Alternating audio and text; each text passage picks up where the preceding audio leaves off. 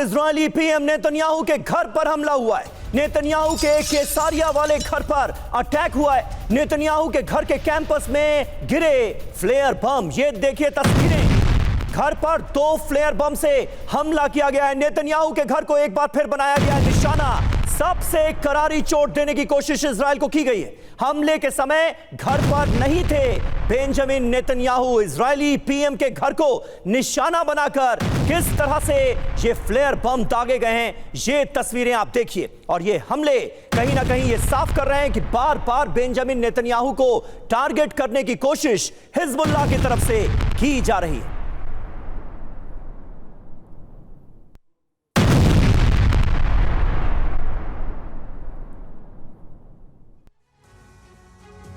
तो घर पर हमला हुआ है, टारगेट पर है बेंजामिन नेतन्याहू। खबर क्या है ये आइए आपको सबसे पहले बता देते हैं, क्योंकि इस खबर ने हलचल मचाकर रख दी है पूरे इजराइल में। नेतन्याहू के आवास पर बड़ा हमला हुआ है। कैसारिया वाले बेंजामिन नेतन्याहू के घर पर यह अटैक अंजाम दिया गया और 2 फ्लेयर बम यहां पर दागे गए।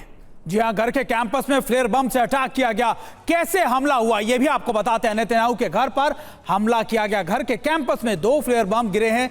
हमले में नुकसान की कोई खबर नहीं है, लेकिन खुफिया एजेंसी शिन बेट की जांच अब भी जारी है।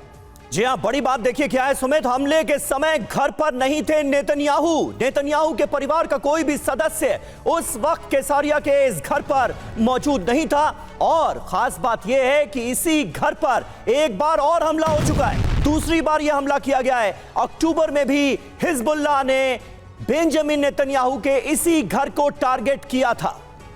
और चलिए ये भी हमने आपको बता देते हैं कि आखिरकार ये हमला किसका था। क्या इस बार भी हिजबुल्लाह ने ही ये हमला किया है? क्योंकि बड़ा सवाल कि आखिरकार हिजबुल्लाह कैसे पहुंचा नेतन्याहू के घर के पास और ये फ्लेयर बम कहां से लगाए गए, आग लगाई गई, कहां से इसको टारगेट किया गया। जी हां, और हमारे साथ इस वक्त तमाम खास मेहमान मौजूद हैं। इस बड़ी खबर पर बात करने के लिए हमारे साथ हैं major general VK Datta, defence expert के तौर पर। ब्रिगेडियर शरदेंदु हमारे साथ स्टूडियो में मौजूद हैं। महेश सचदेव साहब, फॉर्मर डिप्लोमेट, वो भी हमारे साथ मौजूद हैं। सबसे पहले ब्रिगेडियर शरदेंदु, मैं आपके पास आऊंगा। बार बार टारगेट किया जा रहा है बेंजामिन नेतन्याहू के इसी घर को। अक्टूबर में टारगेट किया गया, अब फिर से टारगेट किया गया है। मकसद क्या नजर आता है? क्योंकि जाहिर है इस हमले के बाद खलबली मची हुई है। ऐसा कैसे मुमकिन है कि एक बार हमला होने के बाद भी सुरक्षा बंदोबस्त इस कदर नाकाफी थे कि दूसरा हमला करने में भी कामयाब हो गया हिजबुल्लाह? हालांकि बेंजामिन नेतन्याहू या उनके घर के लोग उस वक्त यहां पर मौजूद नहीं थे, ये खैरियत रही।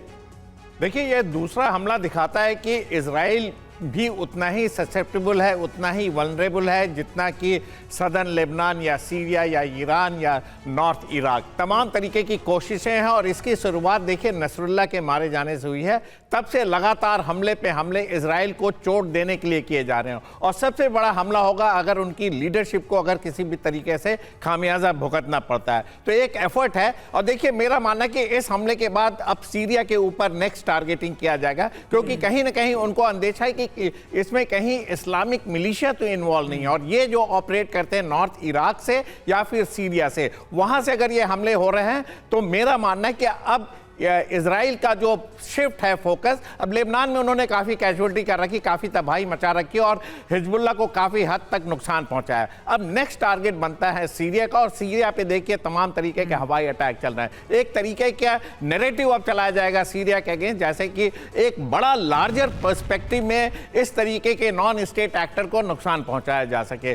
तो मेरा मानना है एक तरीके से सत्ता का संघर्ष जो सीरिया में पिछले 13 साल से चल रहा है, उसको अगर और मोमेंटम देना, अगर सत्ता परिवर्तन करना है तो सीरिया के ऑपरेशन को इजराइल को और मजबूती से चलाना होगा। और शायद इजराइल ये सोच रहा है कि इसमें पूरी तरीके से अमेरिका उसकी मदद करेगा। बिल्कुल बिल्कुल सर, देखिए लगातार कहा तो ये जा रहा है कि अमेरिका पूरा सपोर्ट कर रहा है। वीके दत्ता सर, अभी का जो अटैक हुआ है उसको देखकर ऐसा लगता है कि एक पोस्चर अटैक था, क्योंकि फ्लेयर लगातार दागे गए, कोई रॉकेट नहीं था, कोई एम्यूनेशंस नहीं थे। और एक तरीके का अगर आप तस्वीरें देखें तो ऐसा लगता है कि ये रॉकेट फ्लेयर एक तरीके का एक परसेप्शन था, एक तरीके का पोस्टरिंग थी कि हम अब भी अटैक कर सकते हैं और हम लगातार नेतन्याहू के घर पर ही अटैक कर सकते हैं।